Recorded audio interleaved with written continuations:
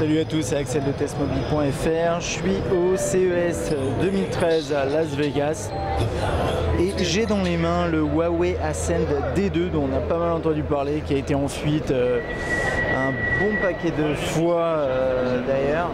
Et donc on va faire un tour sur les specs et après on va regarder l'appareil en tant que tel. Alors on a quoi? On a un processeur quad-core à 1,5 GHz, on a un écran de 5 pouces, 5 pouces 1920 par 1080, on a...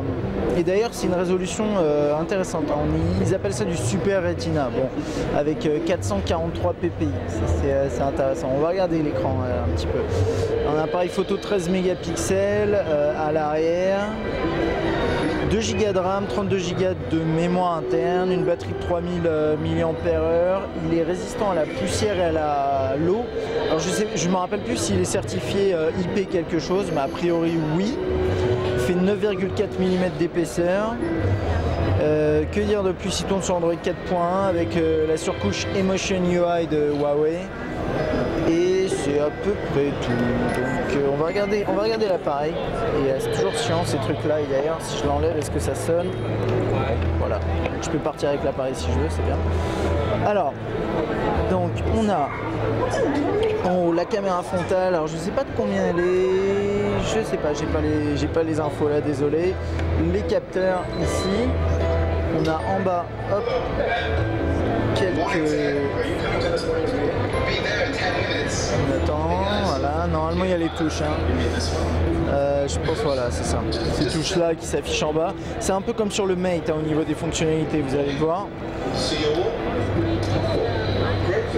Bouton on-off, verrouiller, déverrouiller, volume, haut-parleur jack 3.5. Je trouve que comme ça il fait pas mal penser à un iPhone, mais pas vraiment, puisque vous voyez c'est arrondi, etc. Ça c'est pas tout à fait plat.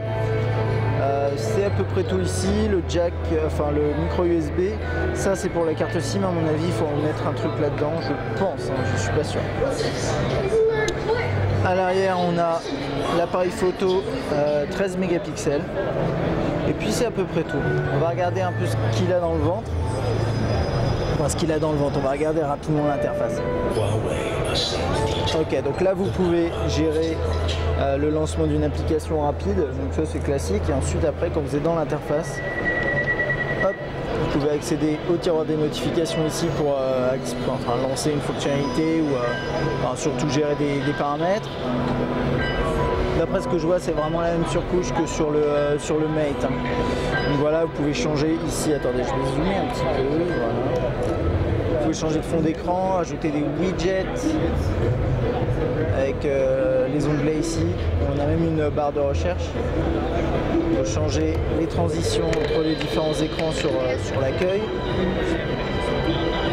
Passer un appel, accéder aux contacts, envoyer des messages avec un clavier qui ressemble à quoi? Qui ressemble à ça, voilà.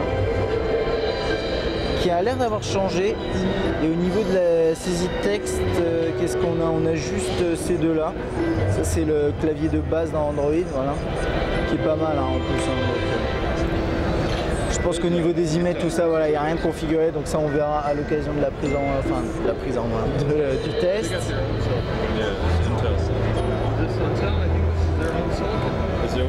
Voilà, lecteur musical avec les favoris, playlist, artistes.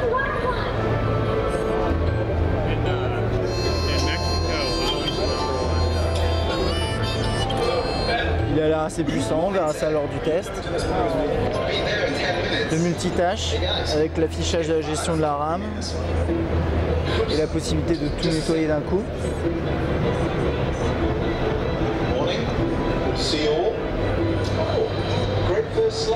Que dire de plus? Calendrier, voilà.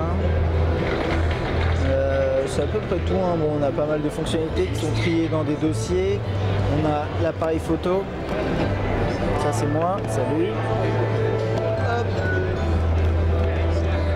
Voilà. Toc. La caméra, vous pouvez filmer bien sûr.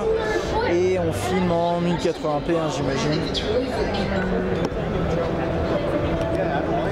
Bon, je crois que c'est à peu près tout, hein. Voilà, on a fait le tour. On va juste aller voir le numéro de la version. Normalement il est sous la 4.1.2. Ouais, c'est ça, voilà.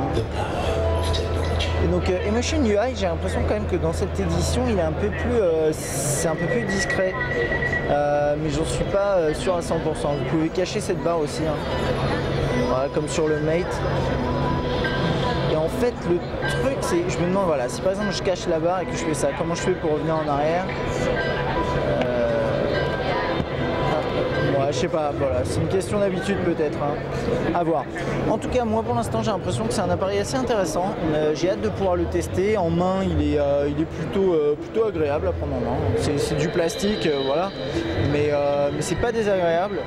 Il n'est pas très original en termes de design, mais à l'intérieur, ça a l'air d'être intéressant. Et je sais que sur le P1, par exemple, j'avais trouvé le design assez peu original, mais au final, les fonctionnalités sont au rendez-vous, sont dedans.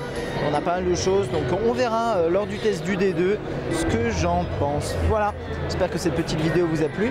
À bientôt.